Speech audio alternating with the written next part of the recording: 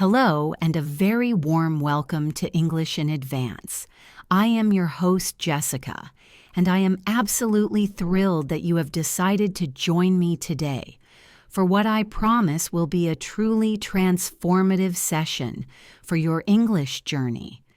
Today we are going to dive deep into the heart of communication because learning a language is not just about memorizing vocabulary lists or stressing over grammar rules in a textbook. It is about connecting with people. It is about standing in a coffee shop, sitting in a meeting room, or chatting with a neighbor and feeling completely comfortable. We are going to focus on English listening practice for real life, specifically designed to help you understand and respond naturally. Whether you are at a B1 or B2 level, or even if you are just looking to polish your fluency, this session is designed to train your ears and your brain to process English the way it is actually spoken in the real world. So find a comfortable spot, maybe grab your favorite drink, and let's start this journey together right now. The first thing we need to talk about is the mindset of a confident listener. Many students tell me that they freeze when they hear a native speaker talking fast. They try to translate every single word in their head, and by the time they have translated the first sentence, the speaker is already on the third sentence.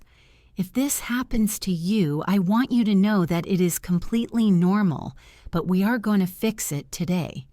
The secret is to stop translating and start feeling the rhythm of the language. Real-life English flows like a river. It speeds up, it slows down, and it pauses. Today I want you to focus on the big picture of what I am saying, rather than getting stuck on one difficult word. If you miss a word, just let it go and keep listening to the flow. That is how we build fluency. Let's begin with one of the most common situations you will face, which is the art of small talk. Small talk is often called the glue of society in English-speaking cultures. It might seem unimportant, but it is actually how we build trust. Imagine you are waiting for a bus or standing in line at a grocery store. The person next to you might make a comment about the weather. This is classic. They might say something like, "It looks like it's going to rain again." Now, a robot would simply answer, "Yes, it is raining." But you want to sound natural. You want to sound like a friend. So, a better way to respond would be to agree and add a little bit of emotion. You could say, "I know, right? I really hope it clears up by the weekend." Do you hear the difference there? I use the phrase, "I know," right? This is a wonderful, informal way to show you completely agree with someone. It connects you to them instantly. Let's try that together. I will say the sentence, and I want you to imagine you are answering me. Here is the sentence. "It has been so cold lately, hasn't it?" Now, you respond by saying, "I know, right? I can't wait for summer. Give it a try." Excellent. That feeling of agreement is what makes the conversation flow. Now let's move into a slightly more complex situation, which involves active listening. In many cultures, listening means staying silent until the other person is finished. But in English conversation, if you stay completely silent, the speaker might think you are bored or that you do not understand. We use active listening sounds to show we are engaged. These are little words like really, uh-huh, wow, or is that so? Imagine your friend is telling you a story about a trip they took. They say, "I went to Paris last summer and the food was amazing." If you just stare at them, it feels awkward. Instead, you should interject with a soft reaction. You could say, "Wow, really? That sounds incredible." This encourages them to keep talking. It makes you a good conversational partner. Let's practice this dynamic. I am going to tell you a short story, and I want you to practice inserting those little reaction words like, "Really? or wow while I speak. Here's the story. Yesterday, I was walking to the park and I saw the biggest dog I have ever seen in my life. It looked like a bear. And the funny thing was, it was afraid of a tiny little cat. Did you manage to react? You might have said, wow, when I mentioned the big dog, or that is funny when I mentioned the cat. These little bridges are essential for sounding like a B2 level speaker or higher. Let us deepen this practice by talking about how to express opinions politely. In real life, we often disagree with people, or we need to share a view that is different from the group. The key in English is to soften your language. If you say, "No, you are wrong," it sounds very aggressive. We want to be diplomatic. We use phrases like, "I see what you mean, but," or "I'm not sure I agree with that." Imagine we are discussing movies. I say to you, I think action movies are the best kind of movies because they are so exciting. If you prefer romantic comedies, you shouldn't just say, "No, action movies are loud and boring." Instead, try saying, "I see your point. They are exciting, but I actually prefer something a bit calmer, like a romantic comedy." This structure is magic. It validates the other person first and then presents your idea. Let's try a simulation. I want you to disagree with me, but be polite. Here's my statement. I think everyone should wake up at 5 a.m. every day to be productive. Now pause and think about how you would gently disagree. You might say, "That is an interesting idea, Jessica, but I feel that some people work better at night." See how that feels? It keeps the door open for conversation rather than shutting it. Moving on, let's navigate the tricky waters of asking for clarification. This is a lifesaver for English learners. There is a fear that asking someone to repeat themselves makes you look like a beginner. I want to tell you that even native speakers ask for clarification all the time. The difference is how they ask. Instead of just saying, "What?" or "I don't understand," which can sound blunt, we use softer phrases. We might say, "I didn't quite catch that. Could you say it again?" Or, "Sorry, do you mean that we should meet at 5 or 6? Let's break down the phrase, "I didn't quite catch that." It is a beautiful idiomatic way of saying, "I didn't hear you clearly." It puts the responsibility on the situation, not on your lack of English skills. Another great phrase is, "Could you rephrase that?" This asks the person to say the same idea, but with different words. Let's practice. Imagine I am speaking very quickly and I say, "We need to get the deliverables to the client by EOD." That might be confusing. Instead of panicking, you would calmly say, "Sorry, Jessica, I didn't quite catch that last part. What does EOD mean?" By the way, EOD stands for end of day. Using these clarification tools gives you control over the conversation. It buys you time to think and ensures you understand perfectly before you respond. Now, let's transition into a very common real-life scenario, shopping and service. You are in a clothing store and you are looking for a specific size. You see a salesperson. You don't want to just shout, "I need a medium." You want to be polite and approachable. You would start with, "Excuse me." Then you might say, "I am looking for this shirt in a medium. Do you happen to have one in stock?" The phrase "do you happen to have" softens the request. It makes it sound less like a demand and more like a polite inquiry. If they say no, you need to know how to respond naturally. You wouldn't just walk away silently. You would say, "That is a shame. Thanks anyway." That phrase, "thanks anyway," is crucial. It acknowledges their help even though you didn't get what you wanted. Let's visualize this. You are at a coffee shop. The barista asks, "What can I get for you?" You want a latte with oat milk. You say, "Hi, could I please have a latte with oat milk?" Notice the "could I please" structure. It is the gold standard for politeness in English. The barista hands you the drink. You smile and say, "Perfect, thank you so much." It sounds simple, but getting the tone right, that friendly upward intonation, is what makes you sound fluent and natural. Let us explore the concept of storytelling in conversation. When we talk to friends, we are usually telling stories about our day, our past, or our plans. To do this effectively, we need to use transition words to guide the listener. Words like suddenly, eventually, or quite honestly help frame your story. Imagine you are telling a friend about a bad day. You might start with, "You will not believe what happened to me today." This is a hook. It grabs attention. Then you say, "I was driving to work, and suddenly my car stopped." The word "suddenly" signals a surprise. Then you continue, "I waited for an hour and eventually a tow truck came." Eventually tells the listener that a long time passed.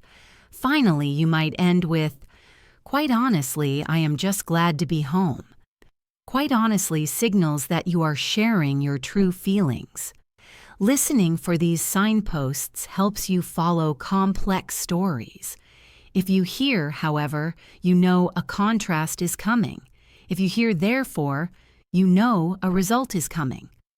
Let's try to construct a narrative together. Think about your morning today. Start with, "To be honest, I was so tired this morning." Then add a contrast using but. "But after I had my coffee, I felt much better." These little structures are the building blocks of fluency. Now I want to address a topic that is very important for B1 and B2 learners, which is using fillers naturally. In school, you are often told to never say or but in natural conversation, native speakers use fillers all the time. They use them to hold the floor while they are thinking. The key is to use the right English fillers. Instead of using a sound from your native language, try using, well, or let me see. For example, if someone asks you a difficult question like, "What is your favorite movie of all time?" You don't have to answer instantly. You can say, "That is a tough one. Let me see. I suppose I would have to say Titanic." The filler phrases gave you a few seconds to search your brain for the answer. It makes you sound thoughtful, not hesitant. There is a big difference between a silence of panic and a thoughtful pause filled with, "Let me see." I encourage you to start using these. Next time you are searching for a word, don't just freeze. Say, "It is on the tip of my tongue," or "What is the word I'm looking for?"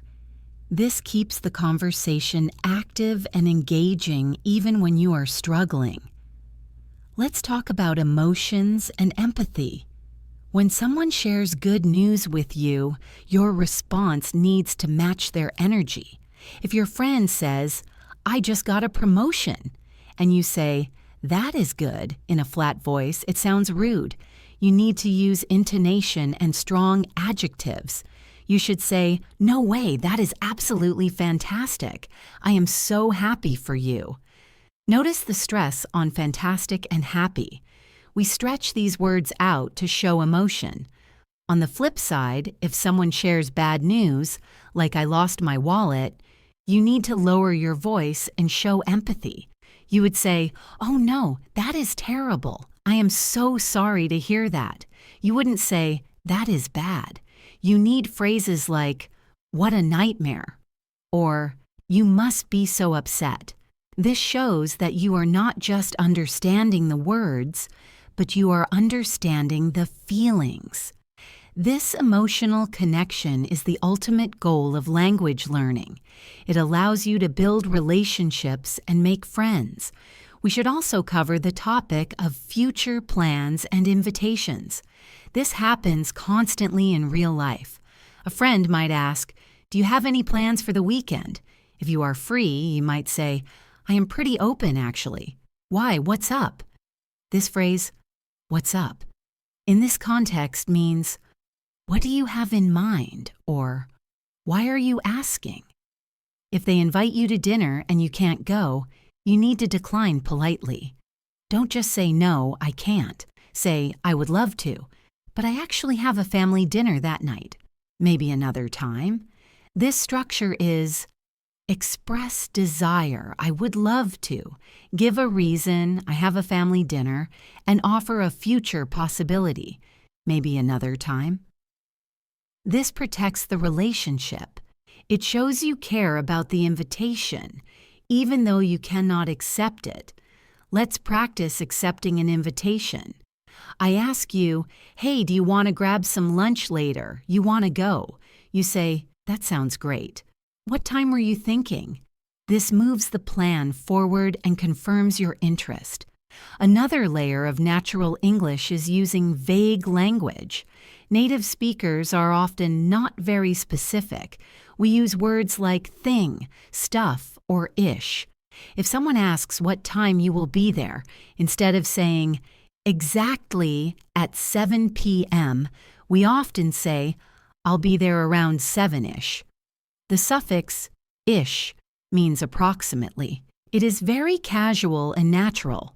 Or if you are talking about what you did on the weekend, you might say, "We just did some shopping and stuff like that." Stuff like that covers all the small details you don't need to list. It makes your speech faster and more efficient. If you are describing a color, you might say, "It was a greenish blue." Using these vague markers signals to the listener that you are comfortable with the language and you are not obsessing over precision when it isn't necessary. Let's take a moment to focus on professional settings, as many of you might use English for work. In a business meeting, the language is slightly more formal but still needs to flow naturally.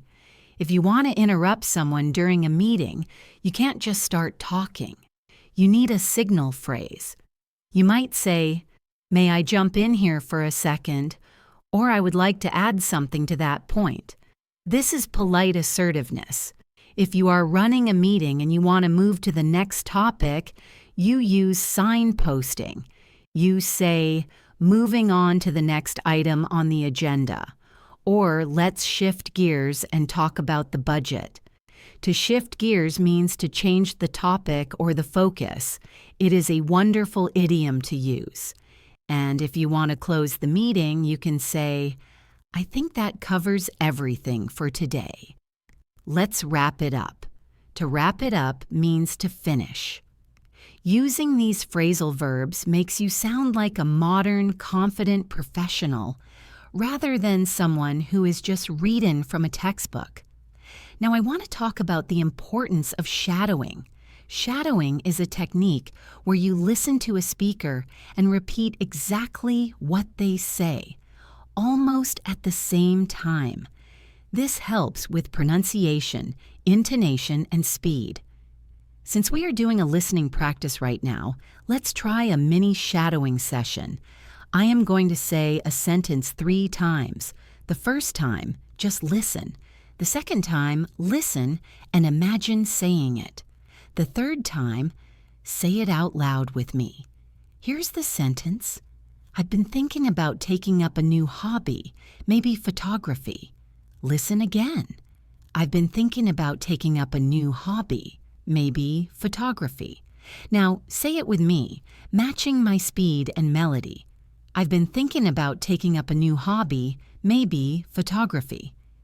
Did you notice how I connected the words? I didn't say I have been, I said I've been. I didn't say taking up. I said taking up, linking the sounds. This linking is what makes English sound smooth.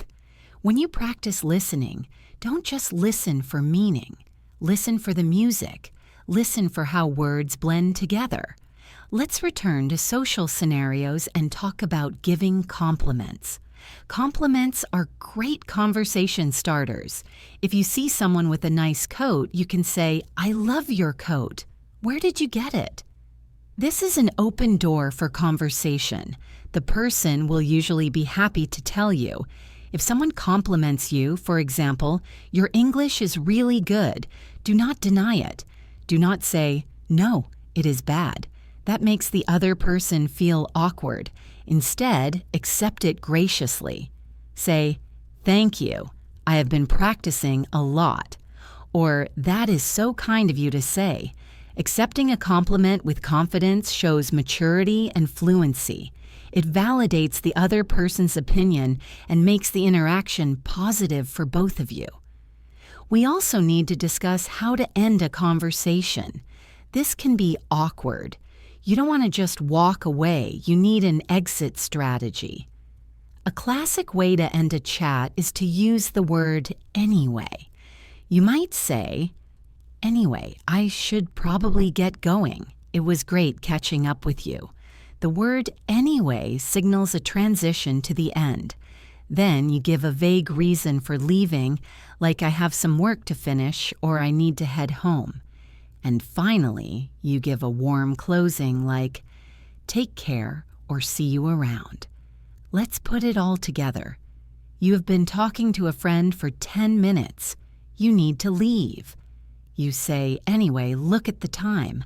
I have to run to a meeting. It was so nice seeing you. Let's do this again soon." This leaves the other person feeling good, and it wraps up the interaction neatly. Throughout this session, we have covered a vast landscape of communication. We have looked at the psychology of confidence, the mechanics of small talk, the nuances of polite disagreement, and the specific phrases that make you sound like a native speaker in coffee shops, meetings, and casual hangouts. But the most important takeaway is this: English is a living tool. It is not something you keep in a box. It is something you use to build bridges with other human beings. Every time you nod your head and say, "Uh-huh," every time you politely ask for clarification, and every time you express yourself with emotion, you are mastering the language. Do not be afraid of making mistakes. Mistakes are just proof that you are trying. Even native speakers stumble over their words sometimes.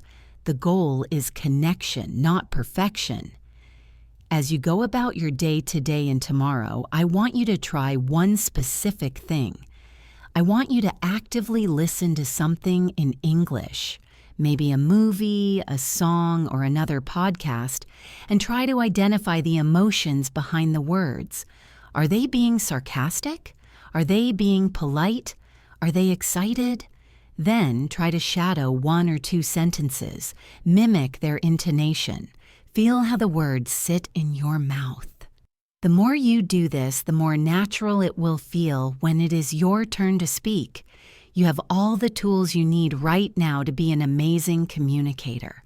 You simply need to trust yourself and keep practicing. Building on that foundation of confidence, we are going to step into some even more challenging, yet incredibly rewarding territories of communication. We are going to tackle situations that often make even advanced learners sweat, like talking on the phone, handling misunderstandings, and navigating professional interviews. But don't worry, just like before, we are going to break it all down step by step so you can feel completely prepared. Let's jump straight into one of the biggest sources of anxiety for English learners: the telephone. Talking on the phone is completely different from talking face to face. When you are in person, you can see my hands moving, you can see my smile, and you can read my lips. But on the phone, all of that visual information disappears. It is just you and the voice. This is why phone anxiety is real. But the secret to mastering phone calls is having a set of safety phrases ready to go. Let's imagine you answer the phone, but the connection is bad. You hear crackling noises. You should not just hang up.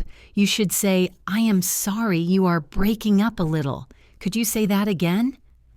The phrase breaking up is specific to phone calls. It means the signal is bad.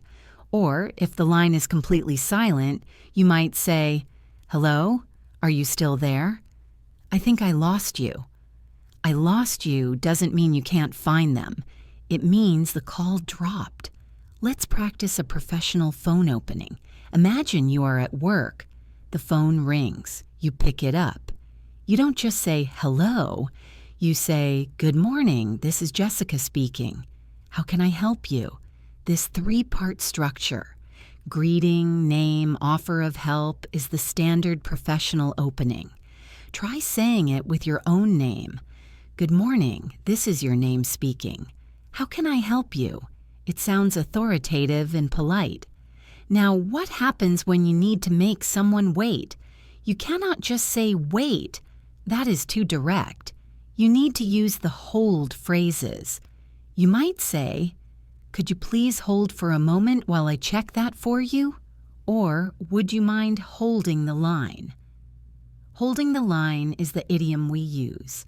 If you have kept them waiting for a long time, when you come back, you must apologize.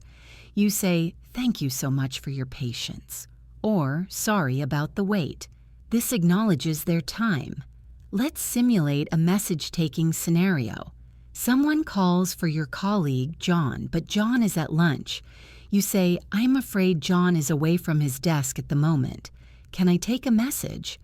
Notice, "I am afraid." It is a polite way to introduce bad news, even small bad news like someone not being there. If the caller speaks too fast and gives you a long number, you have to stop them. You say, "Sorry, could you slow down a bit? I want to make sure I get this down correctly." Get this down means to write it down. These phrases are your armor.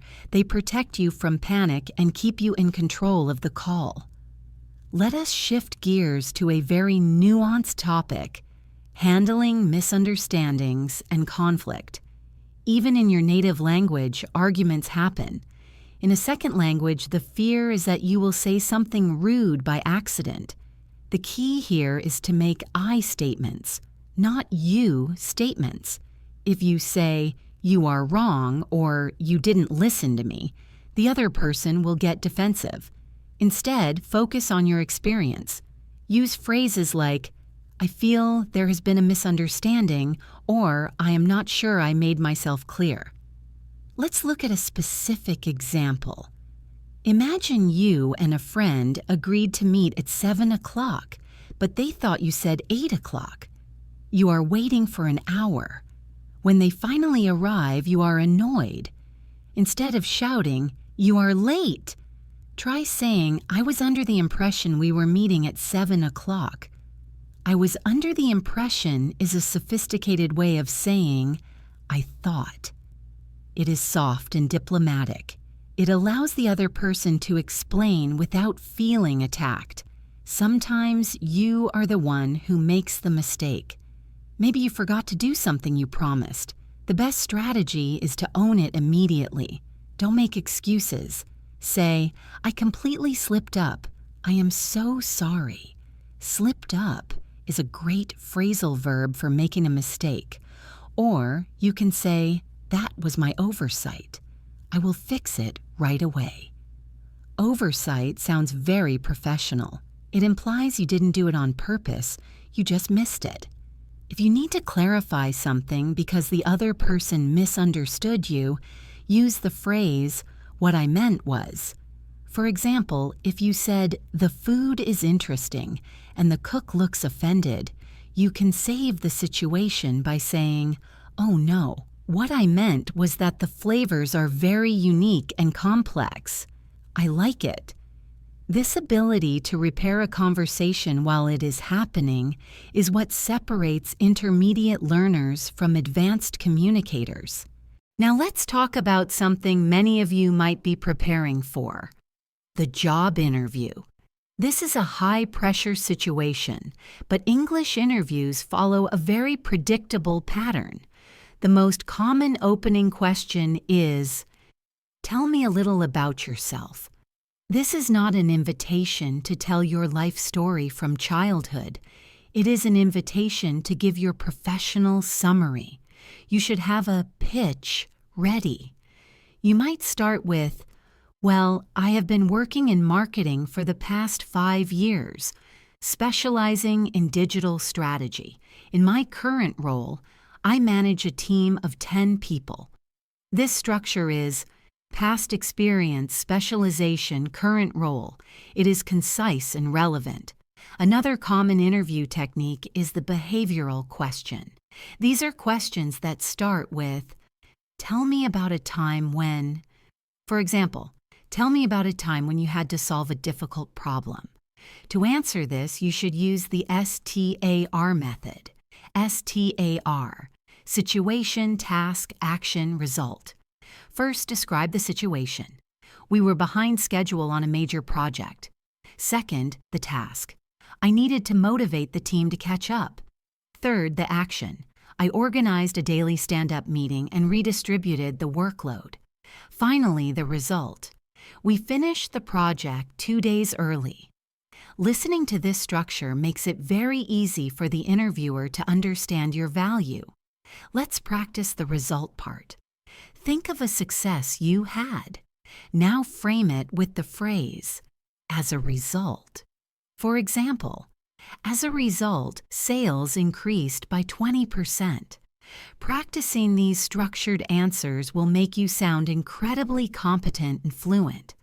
Let's move away from the office and go on a journey. Let's talk about travel and directions. This is survival English. You are in a new city, your phone battery is dead, and you are lost. You need to stop a stranger. You start with, 'Excuse me, could you point me in the right direction for the train station?' Point me in the right direction is a friendly, idiomatic way to ask for help. Now, the listening part is the hard part here, because native speakers give directions very quickly. They might say, 'Go down this street, take a left at the lights, go past the bank, and it's on your right.' That is a lot of information. If you catch only the first part, don't panic. Just repeat what you heard. So go down this street and turn left. The person will then confirm or correct you. They might say, 'Exactly,' then go past the bank." We also use landmarks when giving directions. We rarely say, "Walk 500 meters." We say, "Keep going until you see the big red church," or "It's just across from the library." You need to listen for prepositions of place: across from, next to, behind, just around the corner. Just around the corner means it is very close. Imagine you are asking for a bathroom in a restaurant. The waiter says, "It's down the hall, second door on the left." Visualize that. Walk down the hall. Count 1 door, 2 doors. Turn left. This visualization while listening is a key skill. Let's try a longer one. Listen carefully. Head straight for 2 blocks. Turn right at the post office, and the cafe is tucked away in a small alleyway on the left side. Did you catch "tucked away"? That means it is hidden or hard to see. It adds a nice descriptive touch to the language. Now I want to explore the world of idioms and phrasal verbs in more depth. These are the spices of the English language. Without them, English can taste a bit bland, but you have to use them correctly. Let's look at the phrase, "bite the bullet." It has nothing to do with violence. It means to force yourself to do something unpleasant or difficult that you have been avoiding. For example, I have to go to the dentist. I hate it, but I guess I just have to bite the bullet. Another good one is hit the sack. This just means to go to bed. You might say, "I am exhausted. I'm going to hit the sack." It sounds much more natural than saying, I am going to sleep when you are talking to friends. Let's look at some phrasal verbs with get. Get is one of the most versatile words in English. Get along means to have a good relationship. I get along really well with my neighbors. Get over means to recover from something, like an illness or a breakup. It took me weeks to get over that flu. Get by means to survive financially or with a basic level of skill. My French isn't great, but I can get by. Get out of means to avoid doing something you don't want to do. I am trying to get out of going to that boring party. Try to create a sentence in your head right now using get along. Do you get along with your coworkers? Do you get along with your siblings? Saying the sentence out loud helps lock the meaning in your brain. We should also talk about speculative language. This is when we are not 100% sure about something. We don't just say, I don't know. That stops the conversation. We use phrases like, it looks like, it seems that, or I get the feeling that. Imagine you are looking at a painting in a gallery. It is abstract. You don't know what it is. You can say, well, it looks like a storm, but I'm not sure. Or, it reminds me of the ocean. Using, it reminds me of, connects the new thing to a past memory. This is excellent for keeping a conversation going. Let's say you are guessing why a friend is late. You can say, I bet he got stuck in traffic. I bet is a strong guess, or he might have overslept. Might have speculates about the past. This grammar, modals of deduction, is essential for B2 learners. It allows you to theorize and wonder out loud. Let's deepen our understanding of expressing relief and frustration. These are strong emotions. If you have been worried about a test result and you find out you passed, you say, phew, what a relief. The sound phew is a universal sign of relief in English. You might also say, I feel like a weight has been lifted off my shoulders. That is a beautiful idiom. On the other hand, if you are frustrated, you might say, I am at my wit's end. This means you have tried everything and you don't know what to do anymore. Or simpler, I am fed up with this weather. Fed up with means you have had enough. You are tired of it. Listen to the difference in tone. I'm relieved is usually spoken with a falling, relaxing intonation. I'm fed up is usually spoken with a sharper, tenser intonation. Try acting them out. Say, I am so fed up. Now say, I am so relieved. Feeling the emotion helps you remember the vocabulary. Let's focus for a moment on listening to different accents. English is a global language. You will not only speak to people from London or New York, you will speak to people from Australia, Scotland, India, Singapore, and South Africa. A key part of listening practice is being adaptable. For example, in American English, the T in the middle of a word often sounds like a water sounds like waiter. Butter sounds like butter. In British English, that T is usually sharper, water.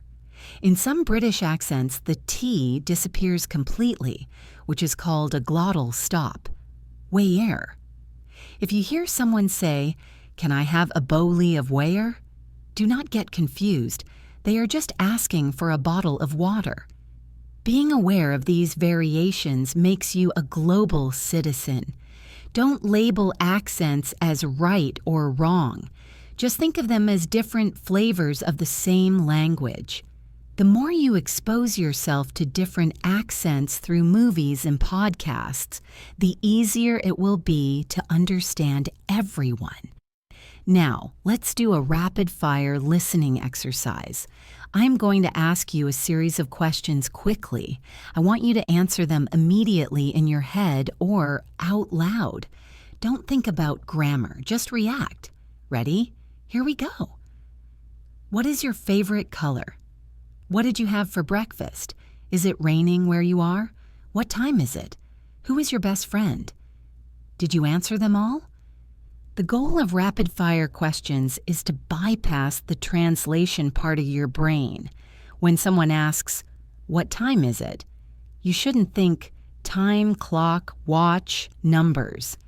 You should just look and say 3:30. This automaticity comes with repetition. You can practice this by yourself. Look around the room and name everything you see as fast as you can.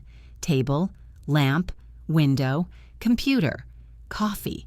Speed training forces your brain to access English vocabulary directly.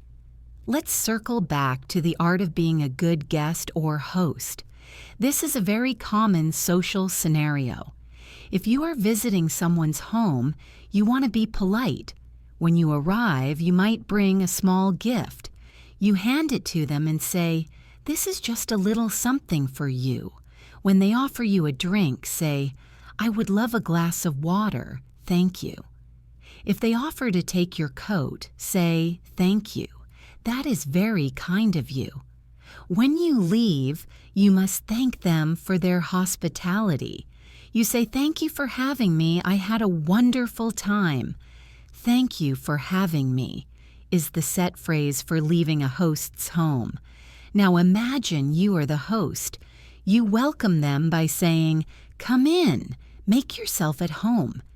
Make yourself at home means relax and feel comfortable. You ask, "Can I get you anything? Coffee? Tea?" These rituals of hospitality are deeply embedded in English-speaking cultures. Knowing the scripts makes you feel confident in any social gathering. This journey of learning English is a marathon, not a sprint. Every time you listen to a podcast like this, you are putting miles on your legs. You are getting stronger. You are building the neural pathways that make fluency possible. Remember, understanding is more important than memorizing. If you understand the feeling and the intent behind the words, the grammar will eventually follow. Trust your ears. Trust your brain. You are doing an incredible job. And now, as we continue this journey of mastery, we are going to expand your horizons even further. We are going to explore the specific vocabulary and listening skills you need for health and wellness, international travel, dealing with technology problems, and even discussing your hopes and regrets. These are the conversations that make up the fabric of our daily lives. Let's begin with a topic that is vital for everyone: health and seeing the doctor. Discussing your health in a second language can be terrifying because it feels so urgent. You want to make sure you are understood perfectly. When you walk into a doctor's office or a pharmacy, you need to be able to describe your symptoms accurately. We don't just use the word pain. We use specific adjectives to describe the feeling. For example, if your head hurts, you might say, "I have a throbbing headache." Throbbing means it feels like a heartbeat. Boom, boom, boom. Or you might say, "I have a dull ache in my back." A dull ache is a pain that isn't sharp, but it is always there, annoying you. If you have a cold, you might say, "I have a runny nose and a sore throat." Runny nose means you need a tissue constantly. Sore throat means it hurts to swallow. Imagine you are at the pharmacy, which we often call the chemist or drugstore, depending on where you are. You need medicine. You might ask the pharmacist, "Can you recommend something for a dry cough?" They might ask if you are taking any other medication. This is a standard safety question. You simply answer, "No, I am not taking anything else." If the doctor gives you a piece of paper for medicine, that is called a prescription. You hand it to the pharmacist and say, "I would like to get this prescription filled, please."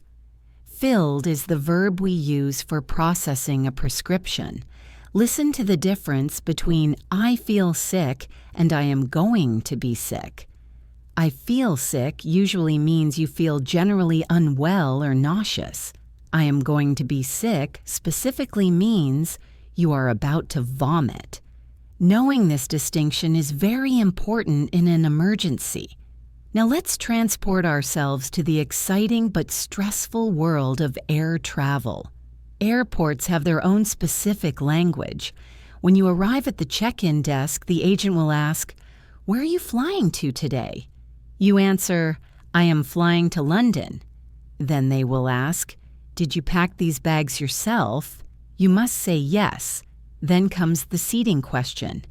Would you prefer a window or an aisle seat? Aisle is pronounced like island without the and. It is the seat next to the walkway.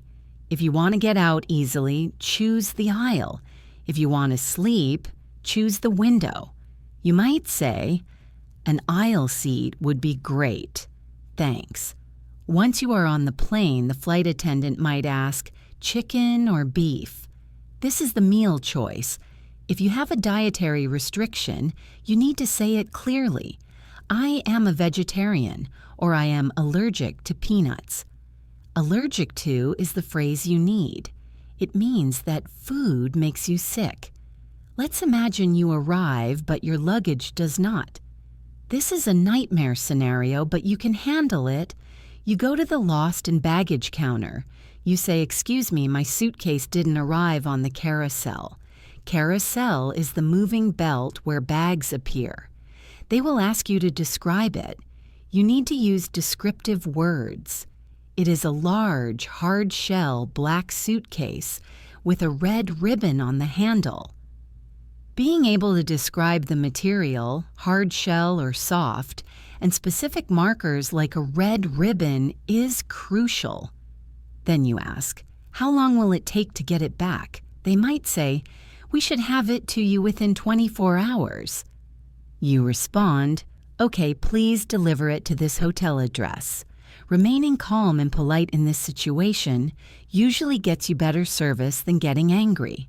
Speaking of hotels, let's talk about checking in and resolving issues there. You walk into the lobby, you say, "Hi, I have a reservation under the name of Smith."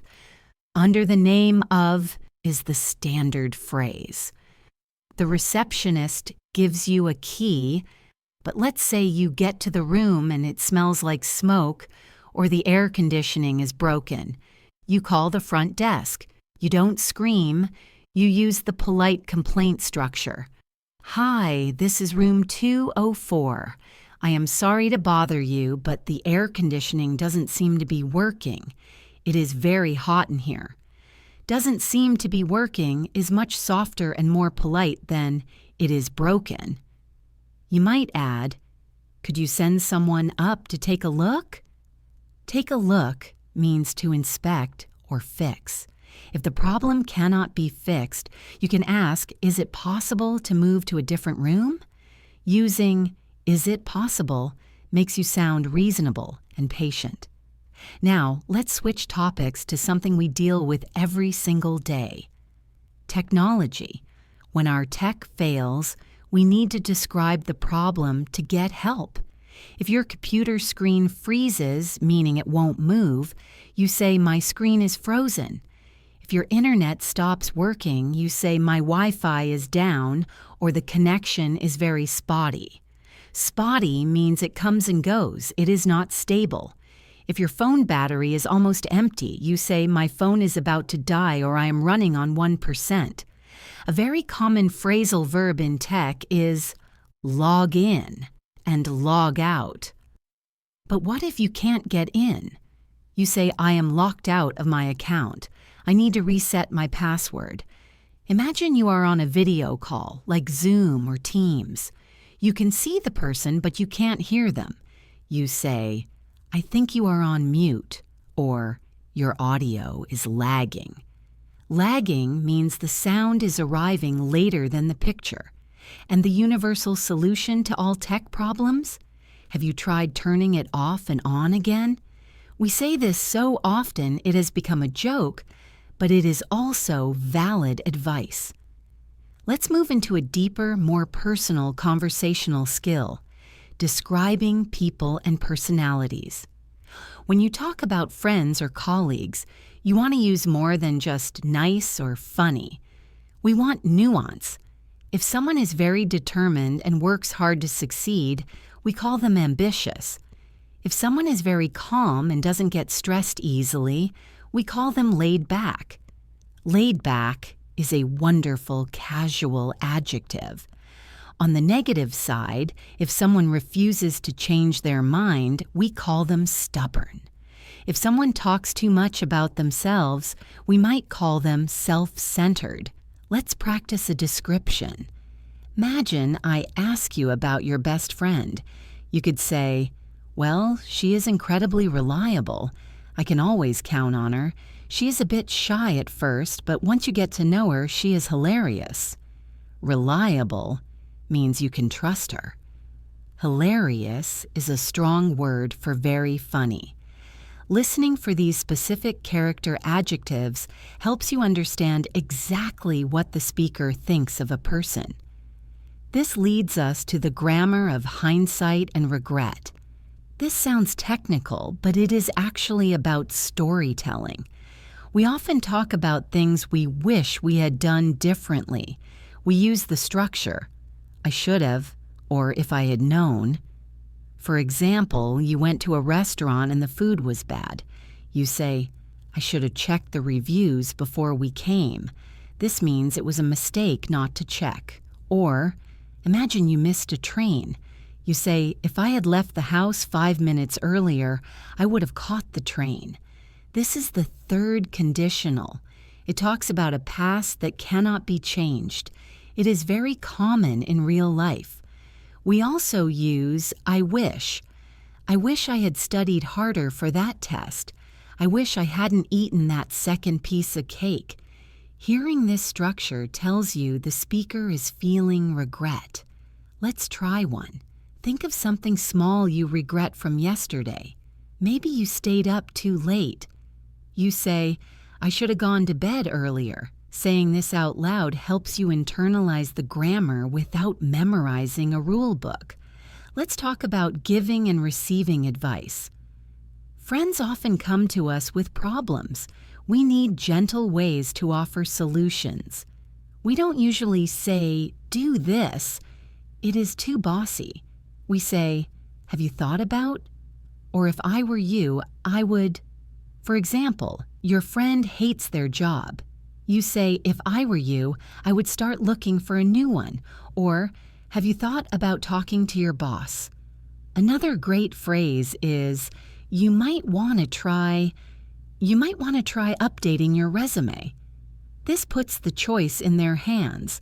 If someone gives you advice and you like it, you say, "That is a really good idea. I will give it a try." Give it a try means you will attempt it. If you don't like the advice, you can be polite and say, "That is an interesting suggestion. I will think about it." "I will think about it" is a polite code for, "I probably won't do it," but it saves their feelings. Now let's explore the vocabulary of money and finance in daily life. This is not about Wall Street. It is about your wallet. When you go out with friends, the bill arrives. You might ask, "Shall we split the bill?" Split the bill means everyone pays an equal amount. Or you might say, "It is on me." "It is on me" means I will pay for everyone. It is a very generous phrase. If you are shopping and something is too expensive, you say, "That is a bit out of my price range." Or, "I am trying to save money right now." If you are very short on money, the idiom is, "I am a bit broke until payday." Broke means having no money. On the other hand, if you buy something very expensive, you might say, "I decided to splash out on a new coat." Splash out implies spending a lot of money on a treat. Listening for these money idioms helps you understand the social dynamics of the situation. Let's discuss the concept of emphasizing and exaggerating. Native speakers exaggerate all the time to make stories more interesting. Instead of saying, I was hungry, we say, I was starving. Instead of saying, it was cold, we say, it was freezing. We also use the word literally to emphasize, even if it isn't literally true. Someone might say, I literally died laughing. They didn't die, of course. They just laughed very hard. We also use adverbs like incredibly, totally, and absolutely. That movie was absolutely terrifying. She is totally right. These words add energy. If you speak without them, you might sound a bit robotic. Try adding absolutely to your next sentence. Instead of I agree, say I absolutely agree. It sounds much more convinced and passionate. We should also touch on the topic of news and current events. You often hear people discussing the news in small talk. You might hear, did you hear about the election results? Or I saw on the news that there is a big storm coming. A neutral way to respond if you don't know much about the topic is, I haven't been following it closely, to be honest. If you want to ask for their opinion, you can say, what is your take on it? What is your take means what is your opinion? It is a very common casual phrase. If the news is sad, you can show empathy by saying, it is really tragic, isn't it? If the news is surprising, you say, I was shocked when I heard that. Being able to have a simple surface-level discussion about current events is a great way to bond with colleagues or neighbors. Let's practice navigating a social invitation where you need to negotiate the details. Your friend says, let's go to the cinema. You want to go, but you are busy at that time. You say, I would love to, but I am tied up until 6. How about 7? Tied up means busy or occupied. They might say, 7 is a bit late for me. Can we do 6:30? You say, 6:30 works for me. Works for me is the perfect phrase to confirm a plan. It means it is convenient. Then you need to decide on a meeting place. Shall we meet out front? Or let's meet by the ticket counter. Using these prepositions, out front, by the counter, inside the lobby, is crucial for actually finding each other. Now, I want to talk about a very specific listening skill: understanding implicit meaning. Sometimes people don't say exactly what they mean. For example, if you invite someone to your house and they look at their watch and say, wow, it is getting late, they are not just telling you the time. They are telling you they want to leave. You, as a good listener, should respond to the hidden meaning. You should say, oh, you probably need to get going. I shouldn't keep you. Or if you suggest a restaurant and your friend says, I had Italian food yesterday. They are implying they don't want Italian food today. You should respond, okay, let's try something else then. How about Mexican? Being sensitive to these hints is what makes you a socially intelligent English speaker. Let's do another active listening visualization. I want you to close your eyes if you can. Imagine you are in a busy coffee shop. Hear the noise of the espresso machine. Someone calls out, "Latte for David." You are talking to a friend. They are telling you a secret. They lean in and whisper. You have to focus. They say, "I am thinking of quitting my job and moving to Spain." Your reaction needs to be big. You whisper back, "Are you serious? That is a huge step." Why Spain? You are showing surprise, interest, and asking a follow-up question. This visualization helps prepare your brain for real environments where there is background noise and distractions. Real life is never as quiet as a classroom. We are covering so much ground today. I hope you are feeling proud of yourself. Let's add a little bit about household chores and daily routines, as this is often where couples or roommates need to communicate. If the house is messy, you might say, "The kitchen is a disaster area. We need to tidy up." Tidy up means to organize and clean. You might ask, "Could you do the dishes while I vacuum the living room?" Do the dishes is the phrase for washing plates. Vacuum is using the machine to clean the carpet. If the trash is full, you say, "Can you take out the trash?" or "Can you take out the rubbish?" depending on if you are using American or British English. If something is broken, like a light bulb, you say, "The bulb in the hallway blew out. We need to change it." Blew out is the specific verb for a light bulb dying. These are simple phrases, but they are the oil that keeps a household running smoothly. Let's briefly touch upon the language of celebration. It is your friend's birthday. You don't just say, "Happy birthday."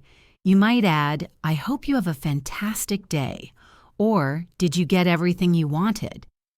At a wedding, you say to the couple, "Congratulations! I am so happy for you both." If it is a toast where everyone raises their glasses, you might say, "Here is to the happy couple." Here is the standard way to start a toast. It directs the celebration towards someone. Even for small wins like finding a parking spot, you can say, "Yay," or "result." These little exclamations add joy to your speech. As we continue on this path, remember that language learning is like filling a bucket drop by drop. You might not see the level rising every day, but eventually it will overflow. And to help that bucket overflow even faster, let's dive into the nuances of dining and food culture, the vocabulary of education and learning, how to discuss movies and entertainment like a critic, and how to handle delicate situations like asking for big favors. Let's start with something everyone loves, food and dining. We have covered basic ordering before, but I want to take you to a higher level. Imagine you are at a restaurant and the food is not what you expected. You don't want to be rude, but you need to send it back. You would catch the waiter's eye and say, "Excuse me, I am sorry to be a pain, but this soup is barely warm. Could you possibly heat it up for me?" Notice the phrase, "I am sorry to be a pain." It is a very British and American way of apologizing for complaining. It instantly makes the waiter on your side. Or perhaps the steak is overcooked. You say, "I asked for medium rare, but this seems to be well done.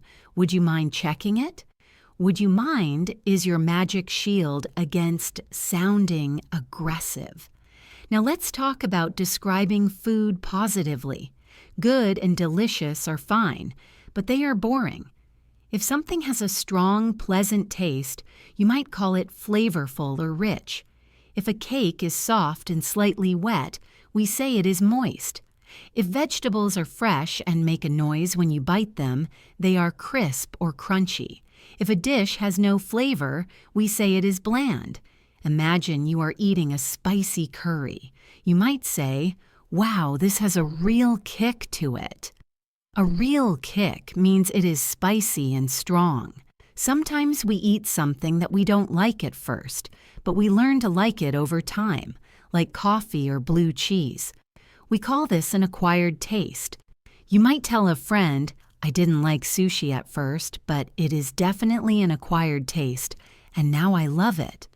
Using these specific descriptors makes your dinner conversation much more engaging. Let's transition from the restaurant to the classroom or university environment. Whether you are a student or just learning new skills at work, this vocabulary is essential.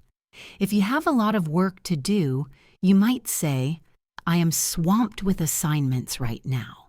Swamped comes from the word swamp, a wet, muddy area, and it means you are stuck and overwhelmed. If you stay up all night to study, we call it pulling an all-nighter.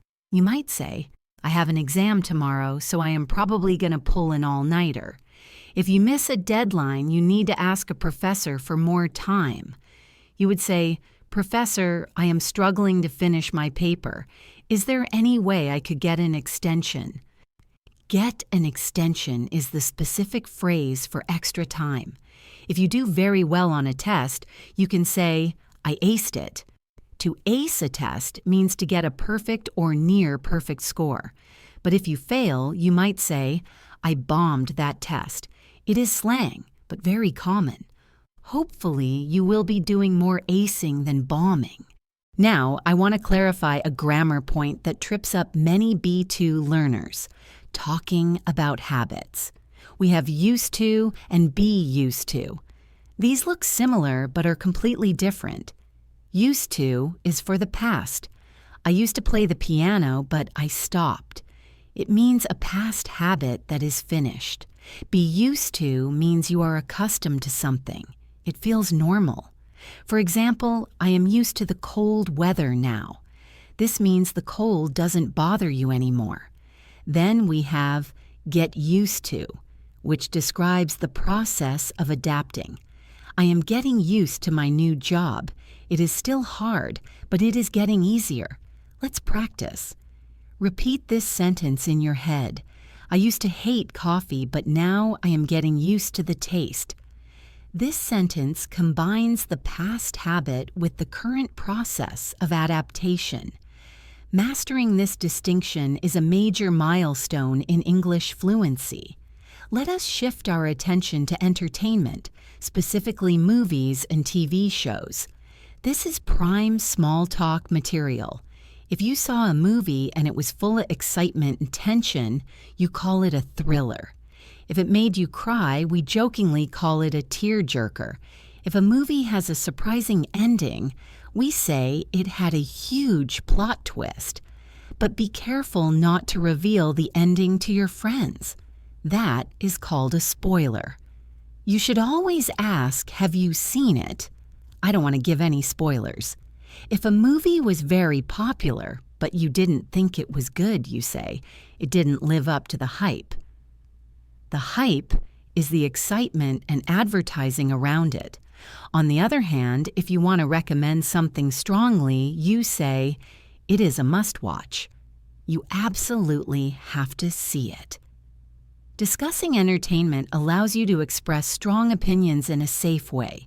You can say, "Honestly, I thought the acting was a bit wooden." Wooden means stiff and unnatural. Or, "The special effects were mind-blowing." Mind-blowing means amazing. Now let's tackle a more serious topic: emergency situations. I hope you never need this, but you must be prepared. If you need to call the police or an ambulance, you need to be clear and concise. The operator will ask, "What is your emergency?" You might say, "I would like to report a car accident. We are at the corner of Main Street and First Avenue." Or, "Someone has been hurt. Please send an ambulance." If you see a fire, shout, "Fire, get out." But if you are just smelling smoke in your house, you might call the fire department and say, "I smell gas. I think there might be a leak." Leak is when gas or water escapes. If you are driving and your car breaks down on the highway, you call for roadside assistance. You say, "My car has broken down. I am on the shoulder of the highway." The shoulder is the safe strip of road on the side. Staying calm and knowing these nouns, accident, leak, breakdown, shoulder, can save lives. Let's move to a lighter but very useful social skill: asking for favors. We all need help sometimes.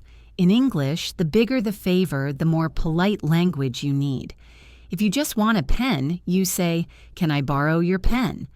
But if you want someone to help you move house, which is a big job, you need a softener. You start by saying, "I have a huge favor to ask." Then you pause. This warns them. Then you say, "I am moving this weekend, and I was wondering if you could possibly help me lift some boxes." I was wondering if you could possibly is a very polite structure. Another way to start is, I hate to ask this, but could you give me a ride to the airport? I hate to ask this shows you know it is an inconvenience. If they say yes, you say, you are a lifesaver. Thank you so much. If they say no, you say, no worries. I completely understand. Never make them feel guilty. That preserves the friendship. Speaking of friendship, let's talk about relationship dynamics. Friends sometimes argue. We call this having a falling out. If you had a fight with a friend, but now you are okay, you say, we made up. If you simply stop talking to someone over many years, not because of a fight, but just because life changed, you say, we drifted apart. It is a gentle, sad phrase. Drifting is like a boat floating away slowly. If you want to reconnect with an old friend, you reach out and say, we should catch up. It has been ages. Catch up means to share all the news that happened while you were apart. If you have a friend who talks behind people's backs, we call that gossiping. You might say, I don't want to gossip, but did you hear about Sarah? It is better to be known as someone who keeps secrets, not someone who gossips. A trustworthy person is someone you can tell anything to. Let's explore the vocabulary of the weather again, but beyond just sun and rain. B2 learners need to describe the atmosphere. If it is extremely hot and there is a lot of water in the air, we say it is humid or muggy. It feels sticky.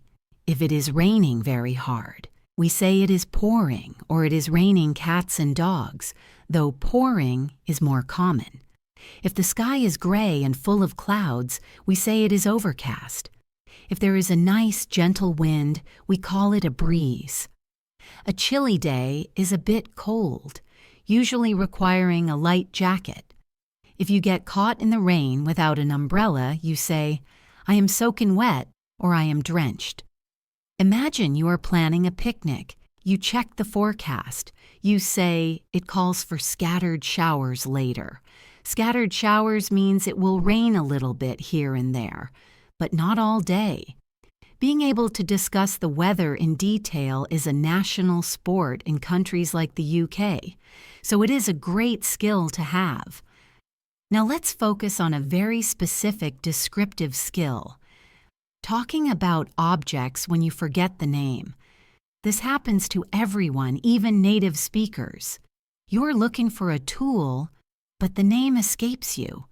You can use placeholder words like thingy, thingamajig, or whatchamacallit. You might say, pass me that thingy over there, the metal tool for pulling nails out. You describe the function. It is used for cutting paper. It is made of plastic. It is shaped like a star. Using these descriptions keeps the conversation moving. Don't stop and look at your phone for a translation. Describe your way around the word. It is round, red, and you eat it. Oh, an apple. This is called circumlocution, and it is a key strategy for fluency. Let's talk about time management and being busy. We live in a fast world. If you have a lot of things to do, you can say, I have a lot on my plate right now. This is a great idiom. If you are delaying doing something because you don't want to do it, you are procrastinating.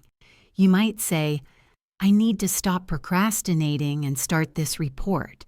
If you are running late, you text your friend, I am running a bit behind schedule. I'll be there in 10. If you arrive just before the deadline, you say, I made it just in time, or I made it by the skin of my teeth. By the skin of my teeth means you almost missed it. It was very close.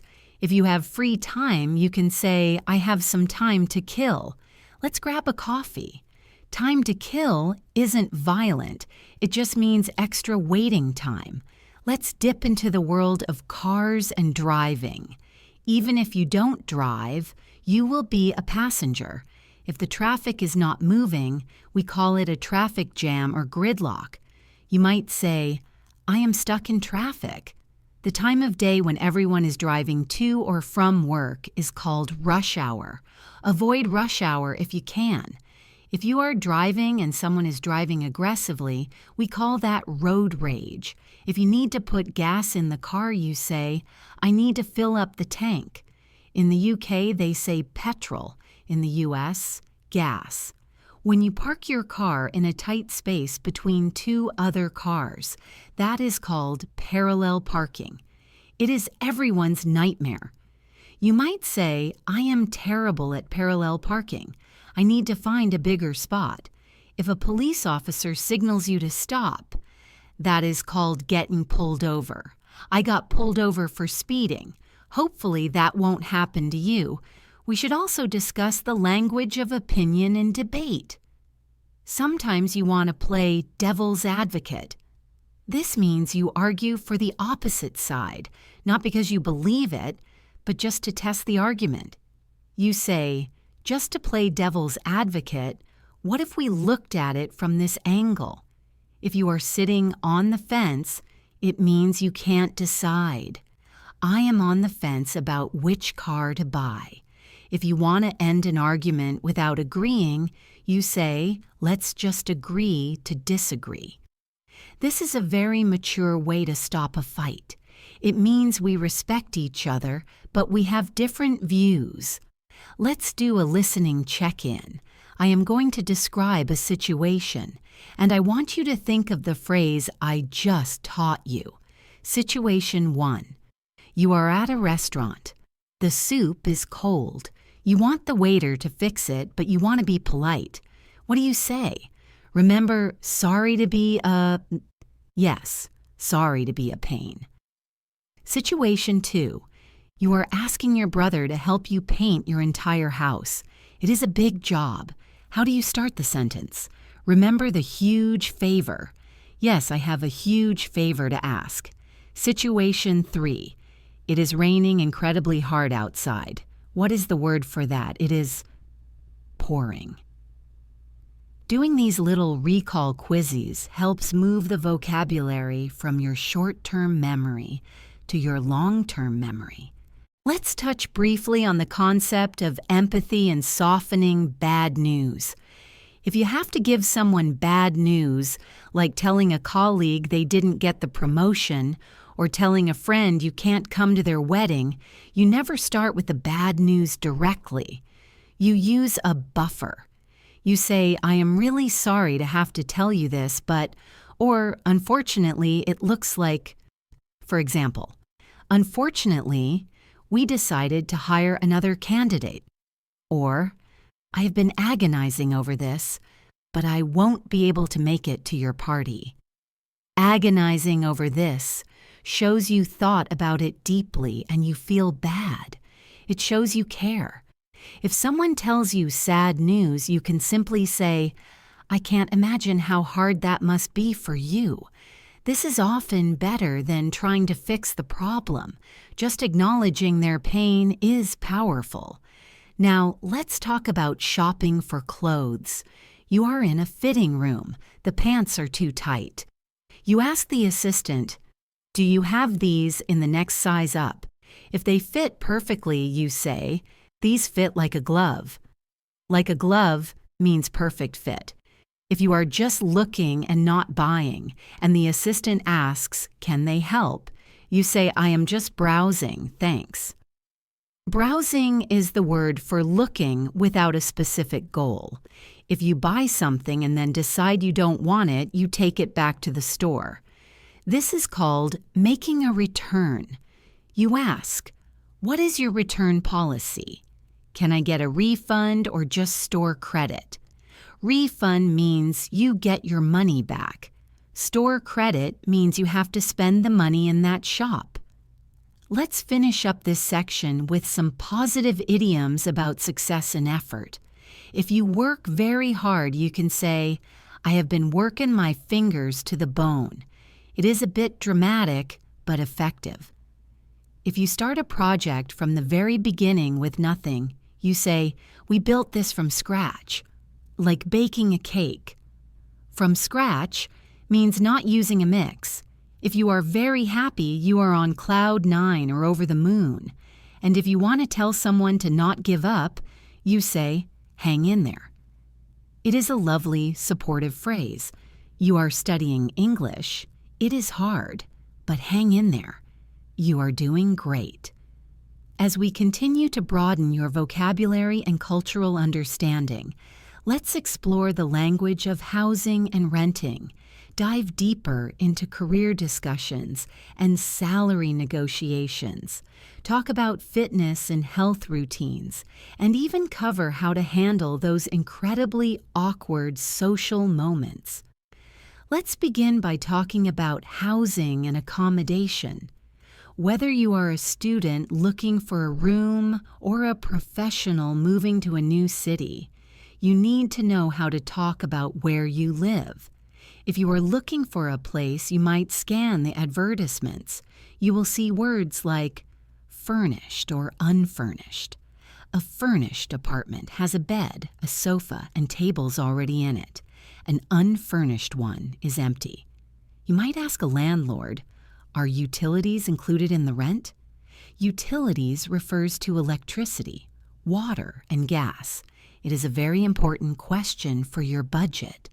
If you are sharing a house with other people, we call them roommates or housemates. You might say, "I am looking for a roommate who is quiet and tidy." Tidy is another word for clean and organized. When you sign the paper to rent the apartment, that document is called a lease. You might say, "I signed a 12-month lease." If you decide to move out before the 12 months are up, you might have to break the lease, which can cost money. Now, imagine you are showing a friend your new home. You give them a tour. You might say, "This is the master bedroom." The master bedroom is usually the largest room. You might say, "The kitchen is a bit small, but it has a lot of storage space." Storage space means cupboards and shelves to put your things. If your apartment has a nice view, you say, "It looks out over the park." Or, "It gets a lot of natural light." Everyone loves natural light. If you live in a building with no elevator, we call it a walk-up. You might warn your friend, "I live on the 4th floor of a walk-up, so be ready for some exercise." If you have a small outdoor area, we call it a balcony or a patio. We might sit out on the patio and have a coffee. Knowing these specific house words helps you paint a clear picture of your life. Let's transition back to the professional world, but specifically focus on salary and benefits. This is a sensitive topic, but you need the words for it. If you are in a job interview and they ask about your salary expectations, you don't want to just give a number immediately. You might say, "I am looking for a competitive salary based on my experience." Competitive means it is a good amount compared to other companies. If you want to ask about extra things like health insurance or vacation days, those are called benefits or perks. You might ask, "What kind of benefits package do you offer?" If you work extra hours, you might ask, "Is there overtime pay?" Overtime is the time you work beyond your normal schedule. If you want to ask for a raise, which means more money, you need to be professional. You arrange a meeting with your boss and say, "I would like to discuss my career progression and compensation." Compensation is a formal word for money and benefits. It sounds much better than saying, "I want more cash." Now let's move to a very common topic of conversation, fitness and health. You will often hear people talking about getting in shape. Getting in shape means becoming healthier and stronger. If someone has not exercised in a long time, they might say, "I am so out of shape. I get winded just walking up the stairs." Winded means you are breathing hard and fast. If you go to the gym, you might say, I'm going to do a workout. A workout is a session of exercise. You might focus on cardio, which is for your heart, like running or strength training, which is lifting weights. If your muscles hurt the next day, you say, I am so sore today, but it is a good pain. We often use the phrase, no pain, no gain, to encourage ourselves. It means you have to work hard to see results. If you are trying to lose weight, you might say, I am watching what I eat. Watching what I eat implies being careful about your diet. You might say, I am trying to cut down on sugar. Cut down on means to reduce the amount. Let's explore the language of shopping for groceries. This is a weekly task for most of us. You walk into the supermarket, you grab a cart or a basket, you go to the produce section. Produce refers to fresh fruits and vegetables. You might be looking for dairy products like milk and cheese. If you buy food in a can, like beans or soup, we call those canned goods. If you go to the checkout counter, the cashier might ask, paper or plastic? They are asking about the bags. Many people now bring their own reusable bags to help the environment. If something is on sale, it might have a sticker that says, buy one, get one free. We sometimes call this a BOGO offer. If you buy a lot of something because it is cheap, we say you are stocking up. I am stocking up on toilet paper because it is on sale. If milk has gone bad, we say it has expired or it has gone sour. Always check the expiration date before you buy. Now, let's tackle social awkwardness. It happens to the best of us. Imagine you see someone you know, but you completely forget their name. It is panic time. But don't worry, there is a polite way to handle it. You can say, I am so sorry, I have a complete mental block. What was your name again? Mental block explains that your brain just stopped working for a second. It happens. Or, imagine you bump into someone by accident on the street. You just say, oh, excuse me, I am so sorry. If you spill a drink on someone, you need to apologize profusely. Oh my goodness, I am so clumsy. Let me get you some napkins. Clumsy means you often drop things or trip over. Admitting you are clumsy makes you seem humble and human. What if you arrive at the party and you are dressed completely wrong? Everyone is formal and you are in jeans. You can make a joke of it. You say, I didn't get the memo about the dress code. I didn't get the memo is a funny idiom that means nobody told me. Humor is the best way to diffuse awkwardness. Let's talk about driving and commuting again, but with a focus on problems. We talked about traffic jams, but what about other issues? If another car hits your car gently, we call that a fender bender. It is a small accident. You might say, I was late because I got into a fender bender this morning. Everyone is okay, just a scratch on the car. If you drive to work and it takes a long time, you say, I have a long commute. Commute is the journey to and from work. If you take the train, you might say, the train was packed this morning. Packed means very crowded, like sardines in a can. If you miss your bus, you say, I just missed it. I saw it pulling away. Pulling away means the vehicle was leaving the stop. If you are stuck behind a slow driver, you might say, this guy is driving like a snail. But remember, road rage is never the answer. Take a deep breath and put on a podcast, maybe this one. Let's dive into the world of nature and the environment. This is a popular topic nowadays. You might talk about the weather being unseasonably warm. This means it is warmer than usual for this time of year. People often talk about their carbon footprint. This is the impact you have on the planet. You might say, I am trying to reduce my carbon footprint by cycling to work. We talk about recycling plastic and paper. You might say, "Do you recycle here?" Where does the recycling go? If you love nature, you might describe a beautiful landscape as breathtaking. The view from the mountain was absolutely breathtaking. It means it was so beautiful it took your breath away. If you go for a walk in the forest, we call it a hike. We went for a lovely hike on the weekend. If you sleep outside in a tent, that is camping. I love camping, but I hate the mosquitoes. Let's practice some specific time idioms. Time is money, as they say. If you do something very rarely, we say you do it once in a blue moon. I eat fast food once in a blue moon. If you do something instantly without waiting, we say you do it at the drop of a hat. She is so helpful. She will come over at the drop of a hat. If you are working until very late at night, we say you are burning the midnight oil. I have a big exam, so I will be burning the midnight oil tonight. If time passes very quickly, we say time flies. Time flies when you are having fun.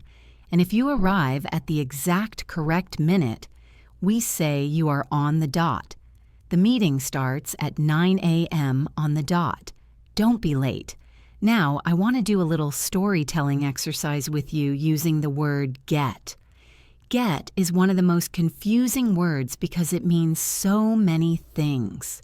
Listen to this short story and try to count how many times I use get, and think about what it means in each context. Here is the story. Yesterday, I got up at 7 a.m. I got tired of waiting for the bus, so I decided to get a taxi. When I got to work, I got a coffee. Then I got an email from my boss. He said he didn't get my report. I got worried. I realized I forgot to send it. I got it done quickly and sent it. By the time I got home, I was exhausted. Did you hear them all?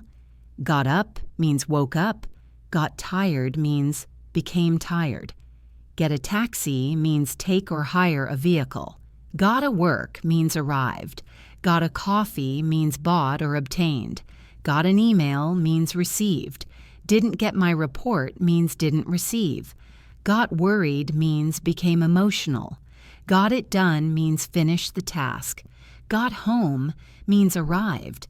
That is 10 different ways to use one word. This flexibility is why get is so common in spoken English. I encourage you to try to replace more formal words with get when you want to sound casual. Instead of I received a letter, say I got a letter. Instead of I became angry, say I got angry. Let's talk about friendship and personality types. People are often described as introverts or extroverts. An extrovert gets energy from being around people. An introvert needs alone time to recharge.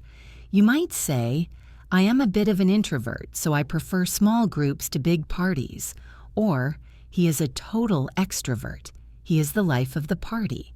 The life of the party is the person who is most energetic and fun. If someone is very kind and easy to talk to, we say they are down to earth. It means they are humble and realistic. If someone is very intelligent but maybe lacks common sense, we might call them book smart. Street smart is the opposite. It means you know how to survive in the real world. Ideally, you want to be both. If two people start a relationship and it goes very well, very fast, we say they hit it off. I met Jane yesterday, and we really hit it off. We talked for hours. Let's discuss the language of comparisons. When we compare things, we don't always use better or worse. Sometimes we use as. For example, he is as tall as his father. This means they are the same height. Or, the movie wasn't as good as the book. This is a very common way to express disappointment. We also use way to emphasize comparisons in American English. This car is way faster than my old one. Way faster means much, much faster. Or, you are way better at cooking than I am. If things are completely different, we say they are like apples and oranges. You can't compare living in New York and living in a tiny village. It is like apples and oranges. This idiom is very useful when you want to stop an unfair comparison. Let's touch on the topic of sleep and dreams. This is a universal human experience. If you sleep very deeply, we say you sleep like a log. Log is a piece of wood. I was so tired, I slept like a log.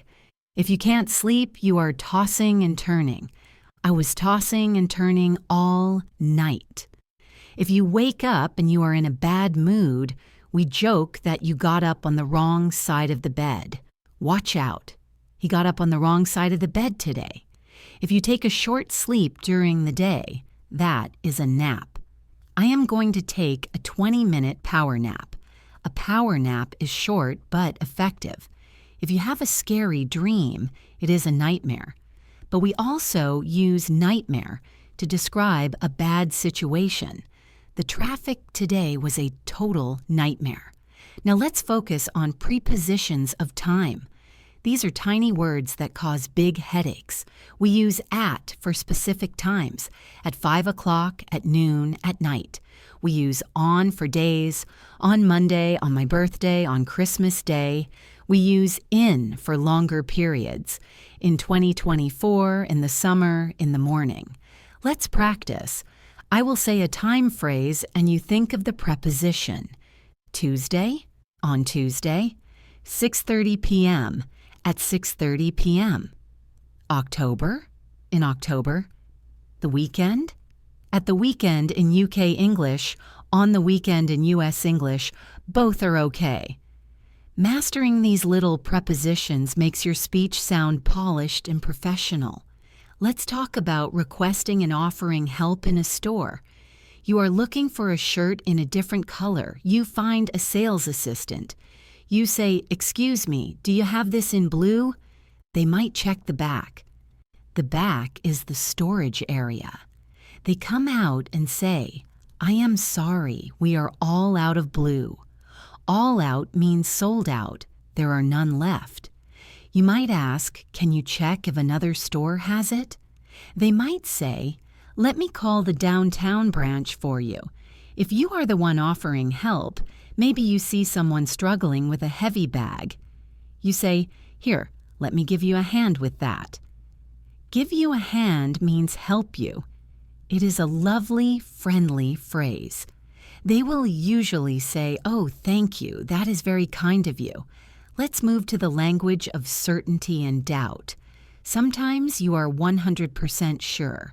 You say, "I am positive that I locked the door." Positive here means sure, or "There's no doubt in my mind." If you are mostly sure, you say, "I am pretty sure. I am pretty sure his name is Steve." If you are guessing, you say, "I assume so," or "I guess so." If you are very doubtful, you say, "I highly doubt it." Do you think it will snow in July? I highly doubt it. If something is impossible, we might say, "When pigs fly, will he ever clean his room?" When pigs fly, it is a funny image, right? Flying pigs. Let's discuss habits and frequency again. If you do something all the time, you can say 24/7. That store is open 24/7. It stands for 24 hours a day, 7 days a week.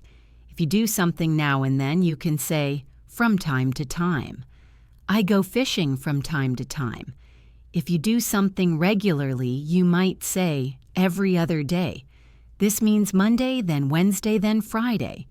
I go to the gym every other day. If you do something 2 times a year, it is biannual. If you do it every 2 weeks, it is bi-weekly. Although, be careful, because bi-weekly can sometimes mean twice a week. English is tricky like that. Usually, context will tell you the answer. Now, let's look at some body idioms. We use parts of the body to describe feelings.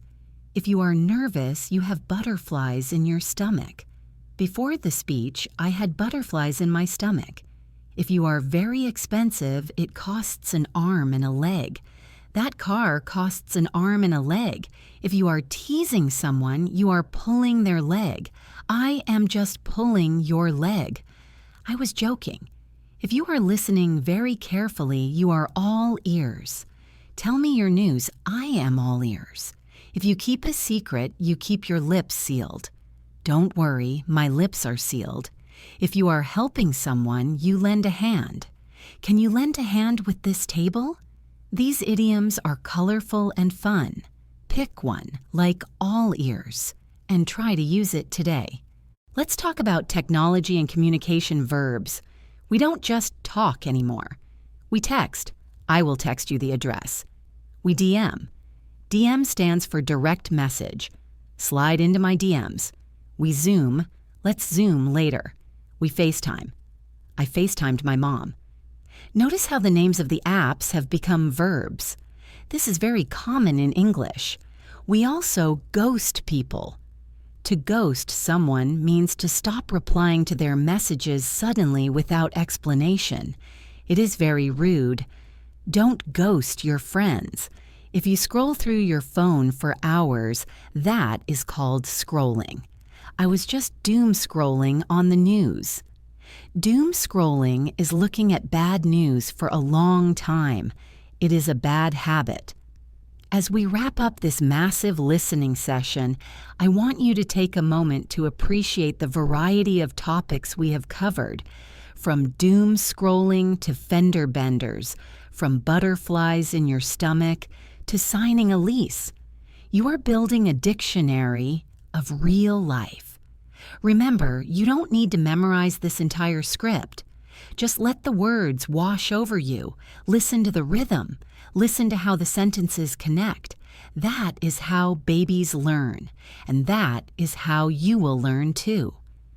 For your homework this week, I want you to practice the 3 good things exercise. At the end of the day, say out loud in English 3 good things that happened to you. They can be simple. I had a great coffee. I finished my work early. I saw a cute dog. This trains your brain to think in English and connects the language to positive emotions. Positive emotions make learning faster and more durable. Thank you for being here with me, Jessica, on English in Advance. You are part of a community of learners who are striving for excellence, and I am honored to be your guide. If you are enjoying this long-form content, please hit that subscribe button and leave a comment. Tell me, are you an early bird or a night owl? That is one last idiom for you. Someone who wakes up early or someone who stays up late. Let me know in the comments. I will see you in the next part where we will continue this amazing journey together. Keep practicing, stay positive, and bye for now.